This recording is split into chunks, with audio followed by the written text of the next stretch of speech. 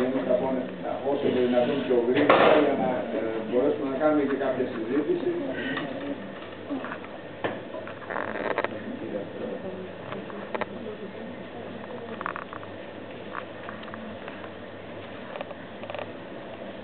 Θα προσπαθήσω να όσο μπορώ πιο... 10 χρόνια συνάδελφοι περίπου ασχολούμαι με τον Δημήτρη Σέρβο. Ή μέσα από το Αμβοναστές ή από το Εκκλησία της Αγίας Παρασκευής.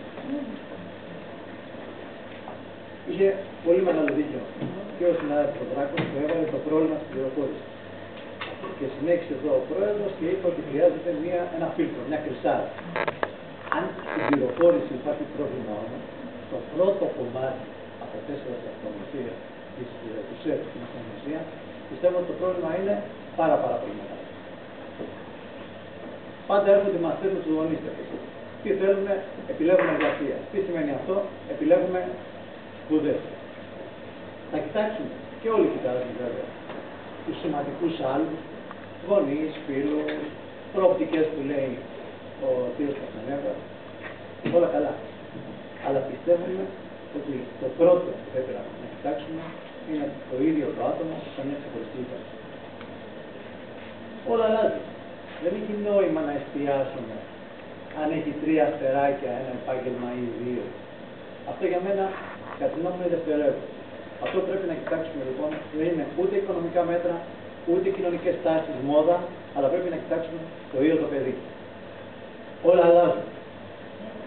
Και με φοβερούς ρυθμούς. Τα οικονομικά προβλήματα που σήμερα βλέπετε, τις αλλαγές που συμβαίνουν, δεν τις είχαν προβλέψει ούτε πριν 5 χρόνια. Αυτές οι γρήγορες αλλαγές, τι σημαίνει για τα παιδιά και για όλους. Αβεβαιότητα, άγχος, δυσκολία στο να διαλέξουν. Εδώ δεν ξέρουμε τι να προτείνουμε. Δεν ξέρουμε ουσιαστικά τι θα γίνει μετά από 10 χρόνια που θα βγουν στην αγορά εργασίας. Τι στοιχεία έχουμε στα χέρια μας. Και να μας βεβαιώνουν και να μπορούμε και εμείς να βεβαιώσουμε τα παιδιά και τους γονείς. Άρα, το πιο σημαντικό για μένα είναι η αυτογνωσία. Και επειδή, όπως λέμε, ο επαγγελματικός προσανατολισμός είναι μια διαδικασία που είναι για όλη μας τη ζωή, πρέπει να μπορούμε να βρούμε εργαλεία και για μας, αλλά και για τους συμβολευόμενους βέβαια, να έχουμε γνώση, να αποκτήσουμε γνώση του εαυτού μας, του χαρακτήρα μας, τα προτερήματα και τα ελαττώματα. Αυτό το γνώση αυτών έχει μια ιστορία όχι σημερινή. Πάμε 2.500 περίπου χρόνια πίσω. Παρατηρούμε στη βιβλιογραφία όλο και πιο έντονα, μιλάμε για συναισθηματική νοημοσύνη. Φύγαμε πια από τα τεστ της υγείας και όλα αυτά και μιλάμε για συναισθηματική νοημοσύνη. Τι είναι αυτό? Να μπορούμε να καταλάβουμε τα συναισθήματά μας, την περιφορά μας, να διαχειριστούμε τον εαυτό μας, να καταλάβουμε τους δίπλα και να διαχειριστούμε και τις σχέσεις μας με τους δίπλα μας. Αυτό είναι, όπως λένε και όλοι, το μυστικό της επιτυχίας. Αυτό που κάνει πολλούς ανθρώπους που δεν ήταν πολύ καλοί μάθητες, που δεν ήταν ιδιαίτερα ευφυείς, να μπορέσουν να πάνε πολύ καλά στη ζωή. Λοιπόν, αναγνωρίζουμε αισθήματα, τα ονομάζουμε, τα εκφράζουμε. Απαντάμε στο βασικό ερώτημα ποιος είμαι, πού πάω και γιατί. Αυτό μας οδηγάει στην επιτυχία. Για κοιτάξτε λιγάκι λίγο τα 2 σύγχρονα μοντέλα συναισθηματικών δεξιοτήτων. Αυτά έχουν μια διαφορά περίπου 2.500 χρόνια. Δεν θα εστιάσω μόνο ότι θα ήθελα να ασχοληθώ. Θα εστιάσω μόνο στο πρώτο. Κοιτάξτε, και πριν 2.500 χρόνια και σήμερα ο κόσμος ξεκινάει από την αυτογνωσία για να καταλάβουμε κάτι. Όλα ξεκινούν λοιπόν από την αυτογνωσία. Ξεκινάμε πρώτα από εξωτερικά στοιχεία, φύλο, εθνικότητα, χρώμα, σημαντικά χαρακτηριστικά και πάμε στα ενεδότερα. Δεξιότητες, ενδιαφέροντα, πεποιθήσεις, φιλοδοξίες, εσωστρέφεια, εξωστρέφεια, όλα αυτά. 5 είναι τα βασικά πράγματα, τα ερωτήματα.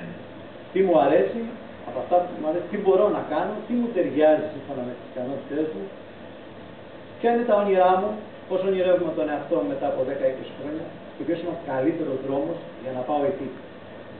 Υπάρχουν διάφοροι τρόποι μάθησης, δεν θα ασχοληθώ. Από αυτούς τους τρόπους έχω κρατήσει, και αυτό κάνουν πιστεύω οι περισσότεροι, 2 εργαλεία. Συγχωρείτε με για τη λέξη εργαλεία. Μέσα. Διάλογος. Μπορεί να έχει τη μορφή κατηγισμού ιδεών. συζήτηση στο κοινό τραπέζι, συνεντεύξεις, βίντεο που υπάρχουν σε πολλά site με επαγγελματίες που μιλούν για τις δουλειές τους. Χρειάζεται λοιπόν ένας γνήσιος διάλογος, οριζόντιος, με επίκεντρο το μαθητή και τη δικιά του αλήθεια. Όχι τη δικιά μας αλήθεια, του παιδιού την αλήθεια. Άλλο εργαλείο είναι τα ερωτηματολόγια. Δεν θέλω να εστιάσω ιδιαίτερα, δεν πιστεύω ότι είναι αυτός ο σκοπός, αλλά είναι ερεθίσματα, είναι το κουδούνι στην πόρτα του γρασέπ για να μπει ο μαθητής μέσα. Στα γρασέπ και στα κεσίπ χρησιμοποιούμε αυτά τα εργαλεία του Παιδαγωγικού Ινστιτούτου και υπάρχουν πολύ κοντινά μας εργαλεία που έχω δει μέσα στην UNICEF, που είναι η γαλλική εταιρεία συμβουλευτικής, και στο πανεπιστήμιο, σε ένα αγγλικό πανεπιστήμιο που είναι του